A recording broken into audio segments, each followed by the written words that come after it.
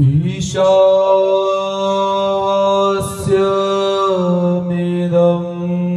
सर्वं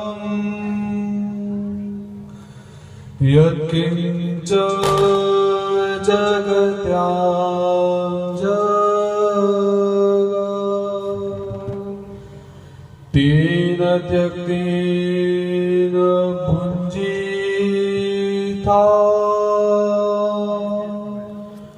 मा गृधकस्य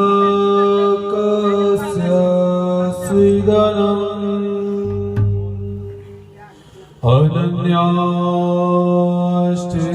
अनन्याश्चिन्तयन्तो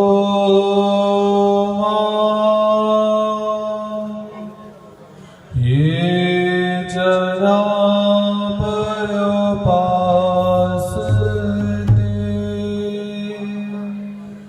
तेषां नित्यवियुक्तानां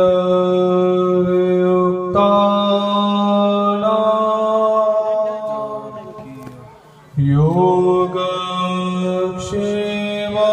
वहाम्यहम्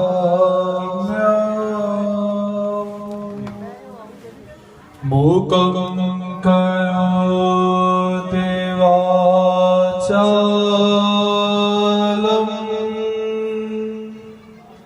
पंगुं लंघयते गिरिं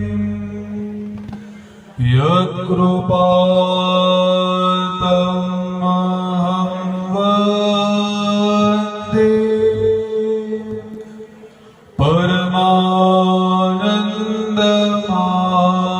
परमानन्दमाधवम्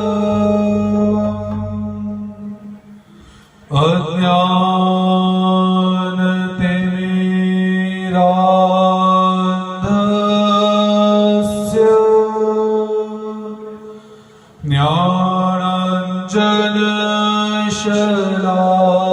ज्ञानाञ्जनशलाकया चक्षुरुन्मीलितं येन तस्मै श्री गुरुवे नमः। श्री गोपाल कृष्ण महाराज की जय। श्री दत्तात्रेय महाराज की जय। श्री चक्रपाणि महाराज की जय। श्री गोविंद प्रभु महाराज की जय। सर्वज्ञ श्री चक्रधर स्वामी की जय। प्रार्थना अखिलेश्वर सच्चिदानंद घन स्वरूप परमेश्वर अवतार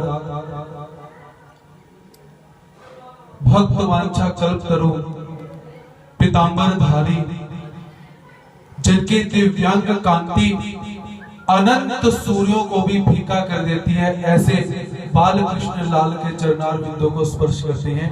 थोड़ी सी को कहो आज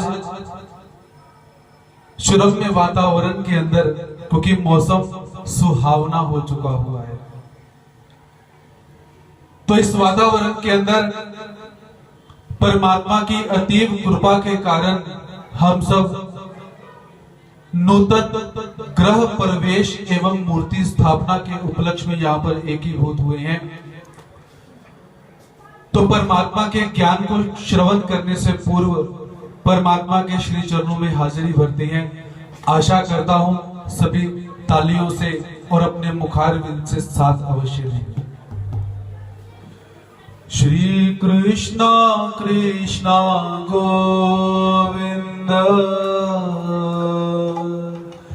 गोपाल कृष्णा जय कृष्णा कृष्णा गोविंद गोपाल कृष्णा जय कृष्णा कृष्णा गोविंद गोपाल कृष्णा जय कृष्णा कृष्णा गोविंद गोपाल कृष्णा जय कृष्णा कृष्णा गोविंद गोपाल कृष्णा जय कृष्णा कृष्णा गोविंद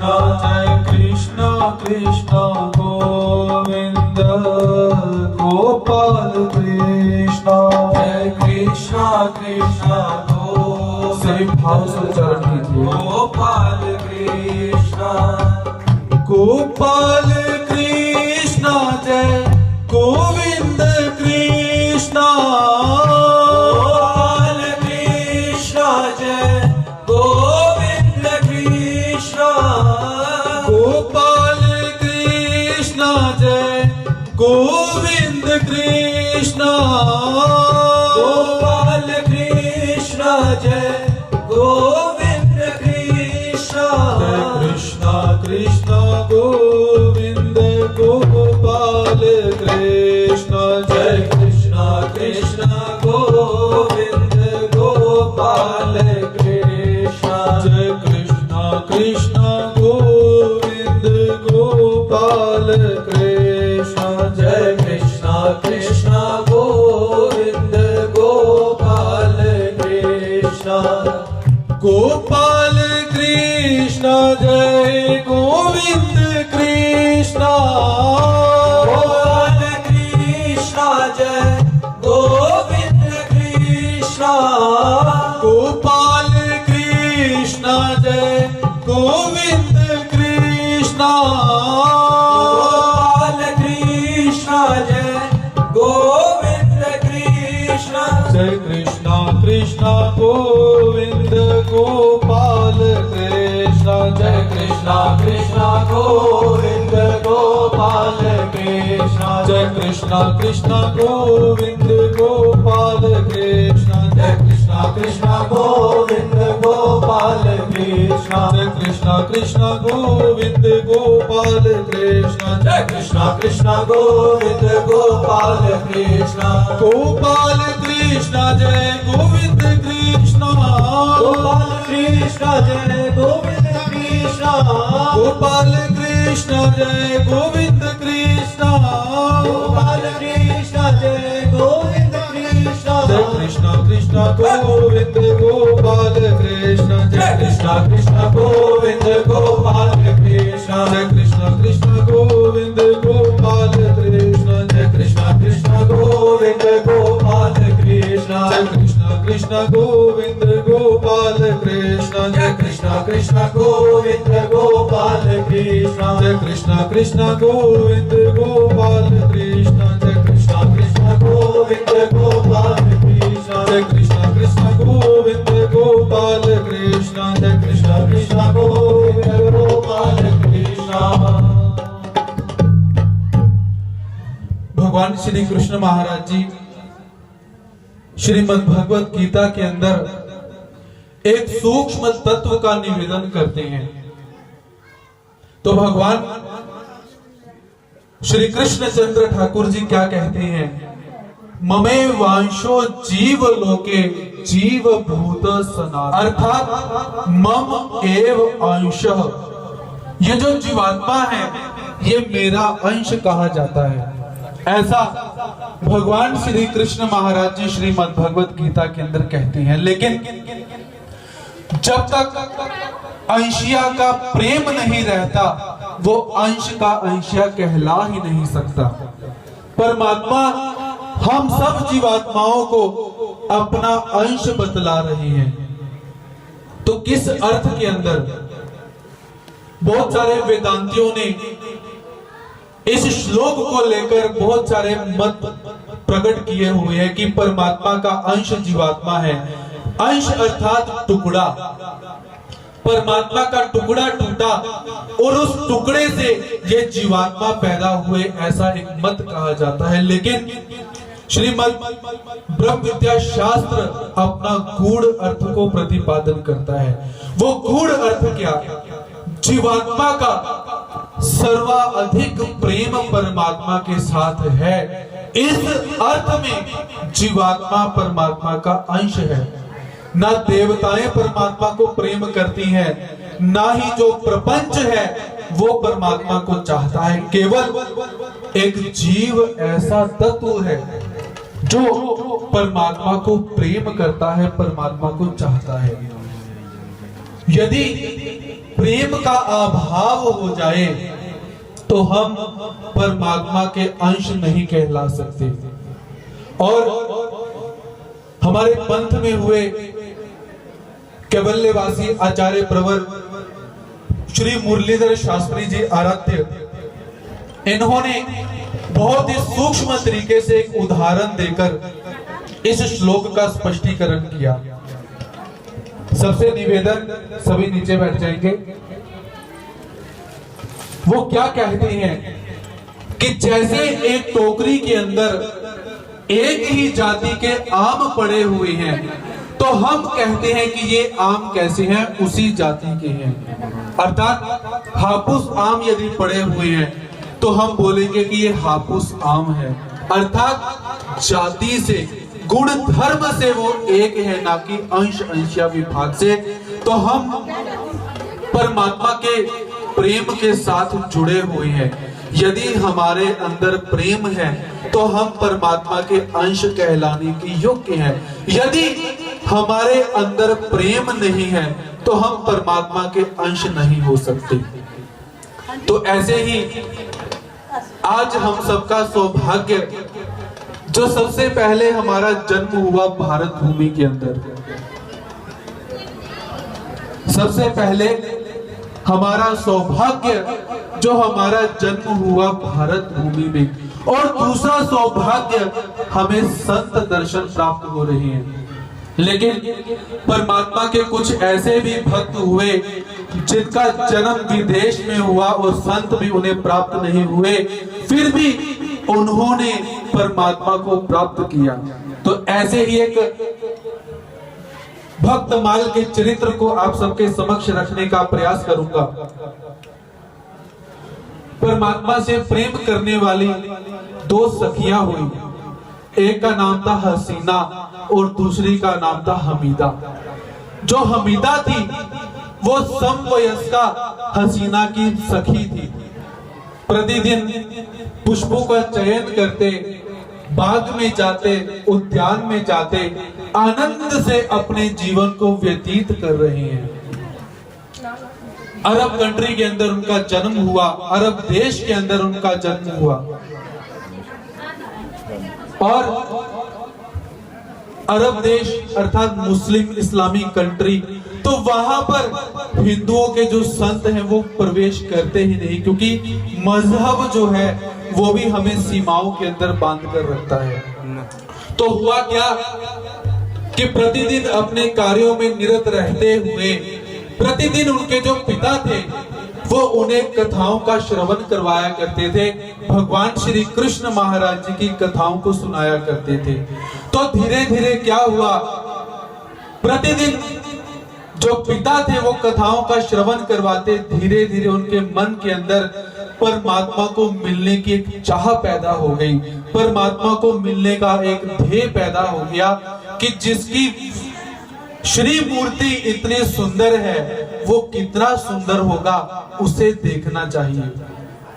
अब धीरे धीरे हुआ क्या, जो हसीना थी उसके मन के अंदर वैराग पैदा हुआ, उसके मन के अंदर परमात्मा को देखने की इच्छा पैदा हुई, और उसका जो मन था वो सांसारिक क्रियाकलापों से दूर होना शुरू हो गया। जैसे हम भी परमात्मा के भक्त ही हैं, लेकिन हमारा मन अभी संसार से इधर उधर नहीं हुआ। जैसे आप लोगों को पता चला कि आज आनंद परिवार ने पंचोत्तर महोत्सव रखा हुआ है, तो सबसे पहले हमारे मन में क्या आया, आज कौन से कपड़े पहनकर जाए, आज कौन से ब्यूटी पार्लर के अंदर होकर जाए, वो चूड़ा सिर पे रखे, पीछे रखे कि क्या करे को क्या करे, या बालों को स्ट्रेट करवाए। होता है कि नहीं, वो कहते बालों को रिबॉन्ड करवाया हुआ है और घर से बाहर ही नहीं जाना, मिट्टी पड़ जाएगी।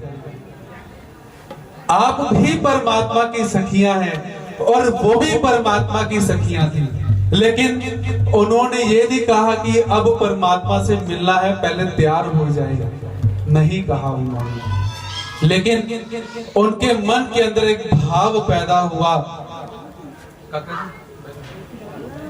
उनके मन के अंदर एक भाव पैदा हुआ कि वो जो श्याम सुंदर है, जो बांके बिहारी है, वो कैसे होंगे, उनको हमने देखना है। रोज कथा का श्रवण करते हैं अपने पिता के मुख से, और अफगानिस्तान अरब कंट्री के अंदर वो निवास कर रही हैं। उनके जीवन के अंदर परिवर्तन हुआ। वो परिवर्तन क्या हुआ कि जैसे जैसे कथाओं का उन्होंने श्रवण करना शुरू किया, पहले उद्यान में जाती हैं, बाग में जाती हैं, पुष्पों का चयन करती हैं, जो प्रकृति है उसको निहारती हैं, आनंदित होती हैं। लेकिन जब जब परमात्मा का वियोग बढ़ा, उस समय क्या हुआ कि प्रकृति को देखती है और देखकर उदास हो जाती है, क्योंकि प्रकृति भी उसे ही आनंदित करती है जिसका प्रेमी पास में होता है। जिसका प्रेमी दूर चला जाए, प्रकृति उसे वियोग में डुबो देती है। इसीलिए उनके मन के भावों का जो उद्गार है, उसे अपने भावों में उतारने का प्रयास करती है। तो वो सखियां क्या कहती हैं? तेरे बिना घनश्याम मेरा दिल नहीं लगदा, तेरे बिना घनश्याम मेरा दिल नहीं लगदा, तेरे बिना घनश्याम मेरा दिल नहीं लगदा, तेरे बिना घनश्याम मेरा दिल नहीं लगदा, तेरे बिना घनश्याम मेरा दिल नहीं लगदा, तेरे बिना घनश्याम मेरा दिल नहीं लगदा, दिल नहीं लगदा वे मन नहीं लगदा, दिल नहीं लगदा वे मन नहीं लगदा,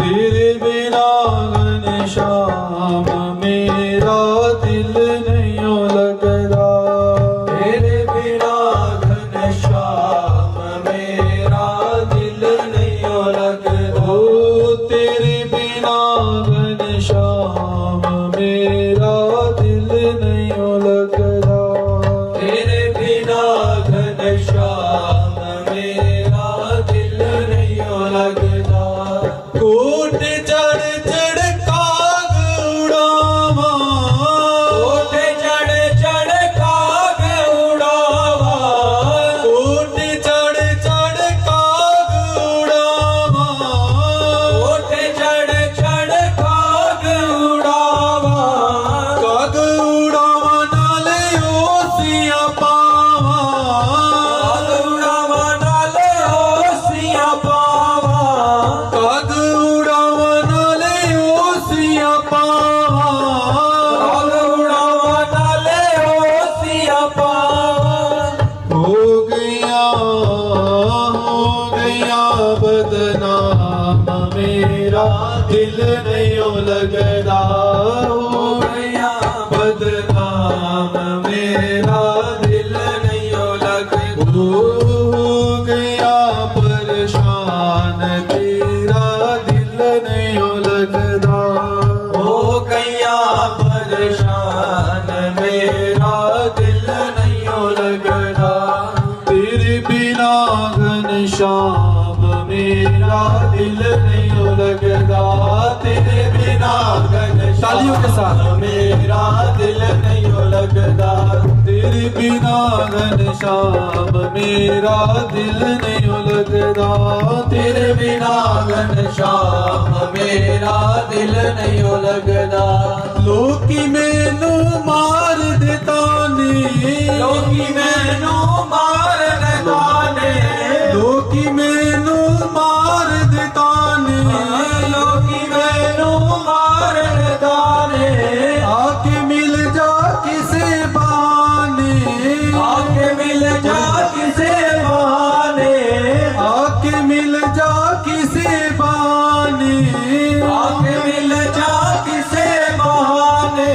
हो गया परेशान, मेरा दिल नहीं लगदा। हो गया परेशान, मेरा दिल नहीं लगदा। तेरे बिना घनश्याम मेरा दिल नहीं लगदा। तेरे बिना घनश्याम मेरा दिल नहीं लगदा। दिल नहीं लगदा वे मन नहीं लगदा। लगदा वे मन नहीं लगदा। दिल नहीं लगदा वे मन नहीं लगदा। दिल नहीं लगदा वे मन नहीं लगदा।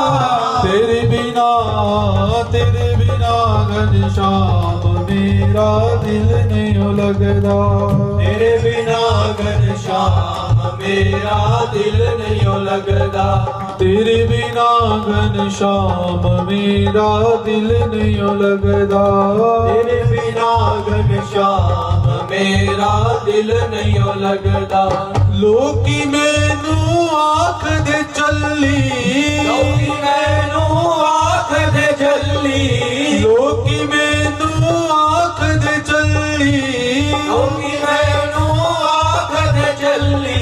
लबदी फिरा तेनू गली गली। लबदी फिरा तेनू गली गली। लबदी फिरा तेनू गली गली। लबदी फिरा तेनू गली गली। हो गया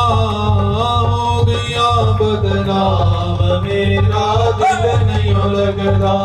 हो गया बदनाम मेरा दिल नहीं लगदा। तेरे बिना घनश्याम मेरा दिल नहीं लगदा। तेरे बिना घनश्याम मेरा दिल नहीं लगदा। तेरे बिना घनश्याम मेरा दिल नहीं लगदा। तो ऐसे भाव जब उन सखियों के मन के अंदर पैदा हुए, तो जब जैसा भाव पैदा हो जाए परमात्मा वैसी सहायता करना प्रारंभ कर देते हैं। अब हुआ क्या, एक संत घूमते घूमते अरब कंट्री के अंदर पहुंचे और वहां पर पहुंचने के बाद उन्होंने वहां पर पूछताछ करी कि यहाँ पर जो हरि भजन करते हैं ऐसे हिंदुओं का कोई घर है तो बतलाओ। क्योंकि जो संत हैं वो शुद्ध वैष्णवियों के घरों में ही जाकर निवास करते हैं। तो सभी ने कहा कि फलाने मंदिर जगह के अंदर एक घर है जहां पर ठाकुर जी का कीर्तन किया जाता है, उस घर में चले जाओ। संत उस घर में गए। उस घर में जाने के पश्चात हमीदा और हसीना जो थी उन्होंने संत का आओ भगत किया, आतिथ्य सत्कार किया। और अब हुआ क्या, पहले तो पिता कथा श्रवण करवाया करते थे, अब जैसे ही संत का दर्शन हो जाता है अब वो संत हमीदा और हसीना को ठाकुर जी की कथाओं का श्रवण करवाती हैं। धीरे धीरे कथा का श्रवण इतना प्रगाढ़ हुआ कि मन के अंदर जो मन था वो परमात्मा की तरफ ऐसा तल्लीन हो गया कि अब संसार की सुध बुध नहीं रही। क्योंकि परमात्मा का एक नाम क्या है, मनमोहन। क्या नाम है परमात्मा का? यदि एक दूसरे के सूट देख लिए हो तो इधर भी ध्यान दो। क्या नाम है परमात्मा का? मनमोहन। चला ही जाता है, ध्यान है। क्योंकि हमारे परमात्मा मन को मोहित कर लेते हैं। यदि प्रेम हो और यदि भाव हो, अगर एक छोटा सा कपड़ा अपनी तरफ खींच ले तो वो तो ठाकुर जी हैं। अगर भाव से एक टक लगाकर उनको निहारा जाए तो वो क्यों ना अपनी तरफ खींचे। एक साधारण सी वस्तु यदि अपनी तरफ खींच सकती है, तो अब हुआ क्या कि जो दिल था वो परमात्मा की तरफ ऐसा लग गया कि वो बांके बिहारी होगा कैसा, वो माखन चोर होगा कैसा, जिसने सखियों के वस्त्र चुराए वो होगा कैसा, उसे हमने देखना है। इसके अतिरिक्त हमारे जीवन में दूसरी कोई मंशा नहीं, कोई इच्छा नहीं। हे मुरलीधर चलिया हम भी दिल तुमको दे बैठे, हे मुरलीधर चलिया मोहन, हम भी तुमको दिल दे बैठे। कम पहले से ही कम तो ना थे, गम पहले से ही कम तो ना थे, एक और मुसीबत ले बैठे। गम पहले से ही कम तो ना थे, एक और मुसीबत ले बैठे। हे मुरलीधर चलिया मोहन, हम भी तुमको दिल दे बैठे। हे मुरलीधर चलिया मोहन, हम भी तुमको दिल दे बैठे। कहता है कि तुम सुंदर हो, आंखें कहती है दिखलाओ। तुम मिलते नहीं हो आकर के, हम कैसे कहीं देखो ये बैठे। तुम मिलते नहीं हो आकर के, हम कैसे कहें देखो ये बैठे। हे मुरलीधर चलिया मोहन, हम भी तुमको दिल दे बैठे। मुरलीधर चलिया मोहन, हम भी तुमको दिल दे बैठे। तो जब ऐसा भाव उनके मन के अंदर आया तो एक ही रट लगाई कि उस ठाकुर जी को कैसे देखा जाए, उसका दर्शन कैसे किया जाए। तो उन्होंने अपने पिता से जाकर निवेदन किया कि हे पिताश्री, हमें भगवान श्री कृष्ण महाराज जी के दर्शन करने हैं। तो पिता निवेदन करते हैं कि भाई वो तो वृंदावन के अंदर रहते हैं, हिंदुस्तान के अंदर रहते हैं, इतनी दूर की यात्रा तुम कैसे कर सकते हो। लेकिन जब मन में भाव पैदा हो ही गया कि हमने ठाकुर जी के दर्शन करने ही हैं, तो ठाकुर जी कैसे ना बुलाए। तो हुआ क्या, उसी समय एक यात्रा निकली जो वृंदावन जाने के लिए उद्यत हुई। तो वहां पर पिता को पता चला कि वो यात्रा जा रही है अरब कंट्री से बलूचिस्तान, बलूचिस्तान से अफगानिस्तान और अफगानिस्तान से होते हुए हिंदुस्तान की तरफ वो यात्रा का जो नियोजन था वो हुआ। तो पिता ने हसीना और हमीदा को कहा कि चलो अपने भाई अब्दुल्ला को साथ लेकर तुम यात्रा के लिए चले जाओ। पिता ने भेजने का निवेदन किया, आयोजन किया। अब हुआ क्या, वो यात्रा चली। तो यात्रा जब चलती है, एक स्थान पर जब पहुंची, रात का समय हुआ, तो उस रात के समय के अंदर डाकुओं को पता चला कि यहाँ पर एक यात्रा आई हुई है। तो उन डाकुओं ने क्या करा, उस यात्रा को लूटा, वहां पर जो लोग थे उन लोगों को मार दिया। और उस लूट पाट के अंदर जो हसीना का भाई था अब्दुल्ला, वो भी उस लूट पाट के अंदर मारा जाता है। अब हुआ क्या, हसीना और हमीदा को लुटेरों ने पकड़ लिया और मन में विचार करते हैं कि चलो इन्हें ले जाते हैं, जाकर इन्हें बेच देंगे, अच्छी कीमत मिलेगी। इस प्रकार पकड़ा और पकड़ने के बाद ले जा रहे थे, तो ले जाते वहां का जो राजा था, उस राजा के जो सैनिक थे, उन सैनिकों ने उन लूटपाट करने वालों को मार भगाया और हसीना और हमीदा को लेकर राजा के पास चले गए। जब वो परमात्मा की दोनों सखियां राजा के पास पहुंची, तो राजा के पास पहुंचने के पश्चात क्या हुआ, राजा ने निवेदन किया कि तुम कहां से आई हो और तुमने जाना कहां पर है, क्योंकि ये जो प्रश्न है ये हम सब की जिंदगी के साथ जुड़ा हुआ है।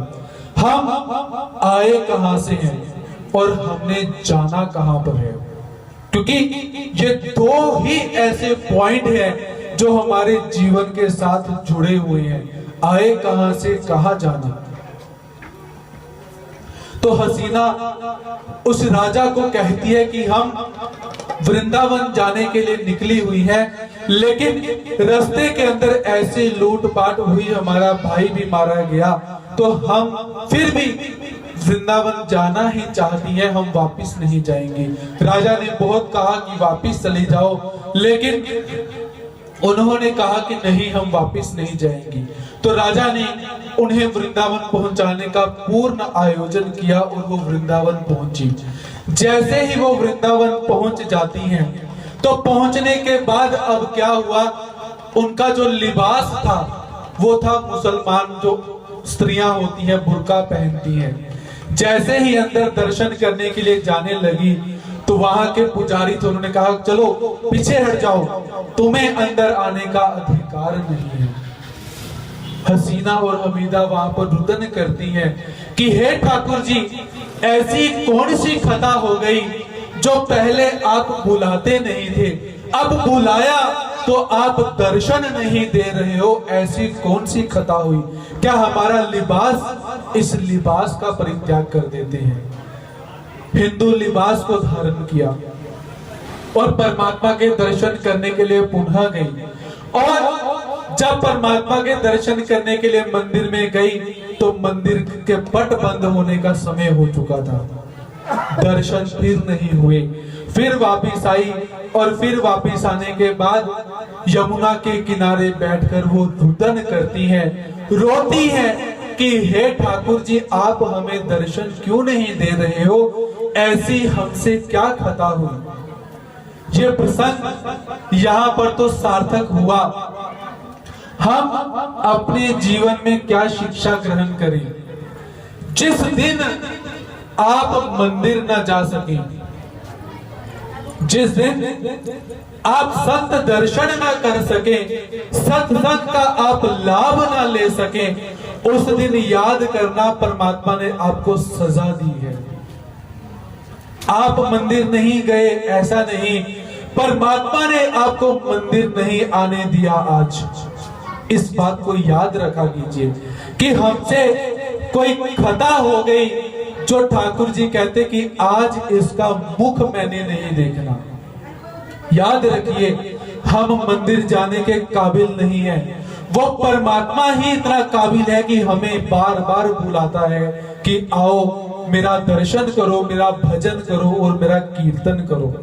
वो सखियां परमात्मा की रुदन करती हैं। रुदन करते करते क्या हुआ कि सामने से एक नाव चली आ रही है, और उस नाव के अंदर भगवान श्री कृष्ण महाराज जी अपनी सखियों के साथ बैठे हुए हैं। ललिता साथ में बैठी हुई है, विशाखा साथ में बैठी हुई है, और परमात्मा उस नौका के अंदर हार विहार कर रही है।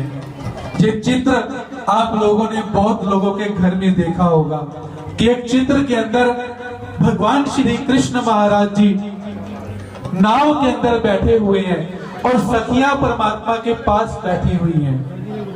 वो ललिता और वैशाखा नामक सखियां परमात्मा के पास बैठी हुई हैं। तो जब उस नाव को हसीना और हमीदा ने देखा, तो देख लिया कि ठाकुर जी सामने से आ रही हैं। वो मंदिर में नहीं रहते, जिस भक्त के मन में भाव हो जाता है, उस भाव रूपी मंदिर में ठाकुर जी रहते हैं।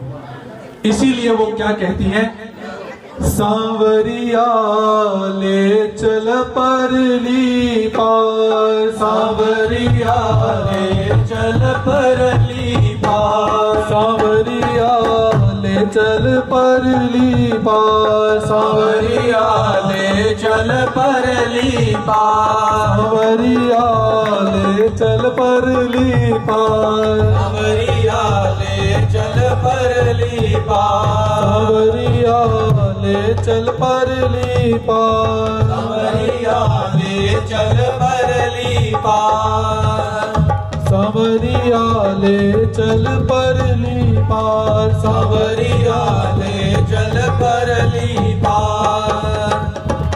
जहाँ विराजे श्याम मुरारी, जहाँ विराजे श्याम मुरारी, जहाँ विराजे श्याम मुरारी, जहाँ विराजे श्याम मुरारी, अलबेली सरकार, सांवरिया ले चल परली पार, सांवरिया ले चल परली पार, सांवरिया ले चल परली पार, सांवरिया ले चल परली पार। गुण अवगुण सब तेरे अर्पण, गुण अवगुण सब तेरे अर्पण, पाप पुण्य सब तेरे अर्पण, पाप पुण्य सब तेरे अर्पण, बुद्धि सहित मन तेरे अर्पण, बुद्धि सहित मन तेरे अर्पण, ये जीवन धन तेरे अर्पण, ये जीवन धन तेरे अर्पण। मैं तेरे चरणों की दासी, मैं तेरे चरणों की दासी, मैं तेरे चरणों की दासी, मैं तेरे चरणों की दासी, मेरे प्राण आधार, सांवरिया ले चल परली पार, सांवरिया ले चल परली पार, सांवरिया ले चल परली पार, सांवरिया ले चल परली पार। वो तेरी आस लगा बैठी है, तेरी आस लगा बैठी है, लज्जाशी लगवा बैठी है, लज्जाशी लगवा बैठी है, आंखें खूब पका बैठी है, आंखें खूब पका बैठी है, वो अपना आप लुटा बैठी है, अपना आप लुटा बैठी है, अपना आप लुटा बैठी है, अपना आप लुटा बैठी है। सांवरिया मैं तेरी रागिनी, सांवरिया मैं तेरी रागिनी, सांवरिया मैं तेरी रागिनी, सांवरिया मैं तेरी रागिनी, तू मेरा मल्हार, सांवरिया ले चल परली पार, सांवरिया ले चल परली पार, सांवरिया ले चल परली पार, सांवरिया ले चल परली पार, सांवरिया ले चल परली पार। ओ जग की कुछ परवाह नहीं है, जग की कुछ परवाह नहीं है, ओ जग की कुछ परवाह नहीं है, जग की कुछ परवाह नहीं है, तेरे बिना कोई चाह नहीं है, तेरे बिना कोई चाह नहीं है, कोई सूझती राह नहीं है, कोई सूझते राह नहीं है, तेरे मिलन की आस यही है, तेरे मिलन की आस यही है, मेरे प्रीतम मेरे मालिक, मेरे प्रीतम मेरे मालिक, मेरे प्रीतम मेरे मालिक, मेरे प्रीतम मेरे मालिक, कर दो मेरा पार, सांवरिया ले चल परली पार, सांवरिया ले चल परली पार, सांवरिया ले चल परली पार, सांवरिया ले चल परली पार, सांवरिया ले चल परली पार। आनंद घन यहाँ बरस रहा है, मानक घन यहाँ बरस रहा है। पत्ता पत्ता हर्ष रहा है, पत्ता पत्ता हर्ष रहा है। हरि बेचारा तरस रहा है, हरि बेचारा तरस रहा है। पी पी कर कोई बरस रहा है, पी कर कोई बरस रहा है। बहुत हुई अब हार गई मैं, बहुत हुई अब हार गई मैं, बहुत हुई अब हार गई मैं, बहुत हुई अब हार गई मैं। मेरे प्राण संवरिया ले चल परली पार, संवरिया ले चल परली पार, संवरिया ले चल परली पार, संवरिया ले चल परली पार, संवरिया ले चल परली पार, संवरिया ले चल परली पार, सांवरिया ले चल परली पार, संवरिया ले चल परली पार, सांवरिया ले चल परली पार, संवरिया ले चल परली पार। जैसे ही परमात्मा के दर्शन हुए तो उस समय जो आंखें थी वो आंखें परमात्मा का दर्शन करने के लिए रो उठती हैं। परमात्मा का दर्शन करने के लिए उन आंखों से अश्रु धाराएं प्रवाहित होने लगती हैं, दृग बिंदु उस आंखों से झरने लगती हैं। तो कवि उस स्थिति का वर्णन करता है कि जब भक्त ने परमात्मा के दर्शन किए उस समय क्या घटना घटी होगी, उस समय हुआ क्या होगा, कैसी स्थिति उत्पन्न हुई होगी। उस स्थिति को यदि हमने परमात्मा का दर्शन आज तक नहीं किया, लेकिन उस स्थिति को हम श्रवण कर सकते हैं, महसूस कर सकते हैं। जरा महसूस कीजिए कि वो घड़ी हसीना और हमीदा के लिए कैसी रही होगी।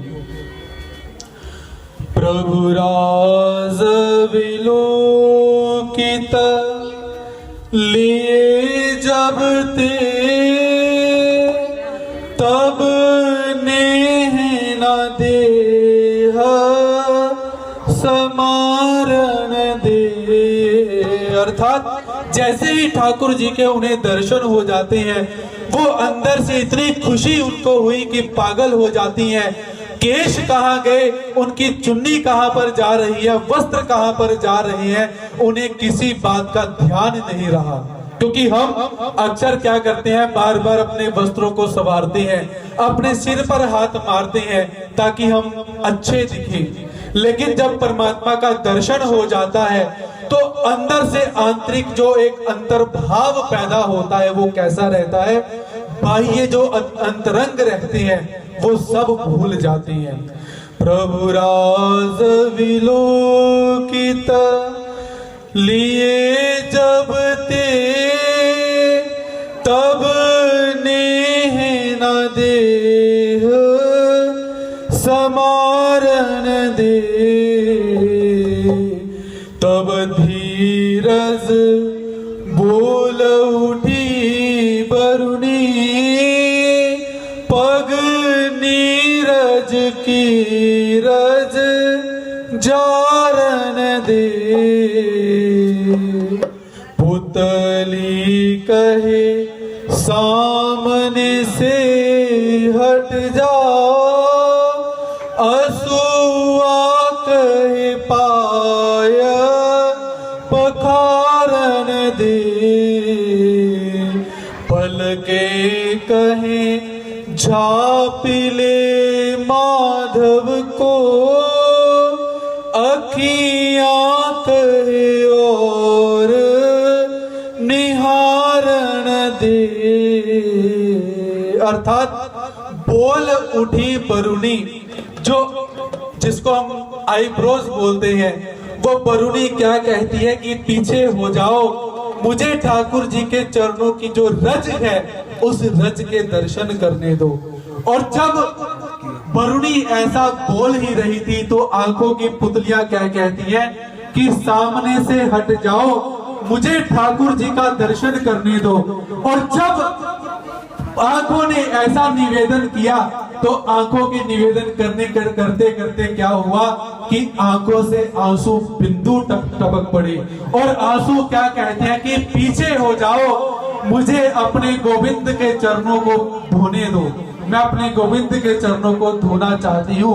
और पलकें क्या कहती हैं कि तुम सब पीछे हो जाओ, मुझे अपने माधव को देख लेने दो और ऐसा देख लेने दो कि मैं एक बार उगड़ूं और अपने माधव को देखूं और अपनी पलकें बंद कर लूं, दोबारा ये मेरी पलकें खुले ना। इस प्रकार का एक मनोहर दृश्य कवि यहाँ पर प्रस्तुत करता है। तो जब हम भी उस भाव के अंदर पहुंचेंगे, उस स्थिति के अंदर पहुंचेंगे, तब जाकर ये घटनाएं घटती हैं। अभी इन घटनाओं का श्रवण ही काफी है, क्योंकि हम परमात्मा के लिए कभी रोते नहीं हैं। और यहाँ पर परमात्मा के लिए जो आंसू निकल रहा है, वो आंसू कहता है कि भाई मुझे अपने ठाकुर जी के चरणों को धोने दो, तुम सब पीछे हो जाओ। इसीलिए उस स्थिति को प्राप्त करने के लिए, उस हसीना और हमीदा की स्थिति को प्राप्त करने के लिए, ललिता वैशाखा की स्थिति को प्राप्त करने के लिए हमें प्रतिदिन मंदिर जाना होगा, सत्संग का श्रवण करना होगा, निधि ध्यासन करना होगा, मनन करना होगा, कीर्तन करना होगा, सत्संग का श्रवण करना होगा, पंचवतार महोत्सव मनाना होगा। तो ऐसे आज बहुत ही सुरम्य वातावरण के अंदर, आनंद के अंदर, आनंद परिवार के ही अंदर, आनंद भी है और आनंद परिवार भी है। तो सर्वप्रथम केवल्यवासी सूरत प्रकाश जी आनंद, उनकी धर्म पत्नी श्रीमती राजेंद्र आनंद जी, जिन्हें शांताबाई जी कहा जाता है, तो इन्हें मैं बहुत बहुत बधाई देता हूं, क्योंकि बीज को लगाने वाले यही हैं। आज यदि कपूरथला के अंदर वट वृक्ष इतना बड़ा हो चुका है, तो ये बीज इसी परिवार ने लगाया हुआ है, ऐसा हमें गुरु जी बतलाते हैं। गुरु जी ने, इस परिवार ने कैसे कैसे मंदिर की सेवा करी हुई है, किस किस स्थिति के अंदर मंदिर की सेवा की हुई है, ये बतलाया हुआ है।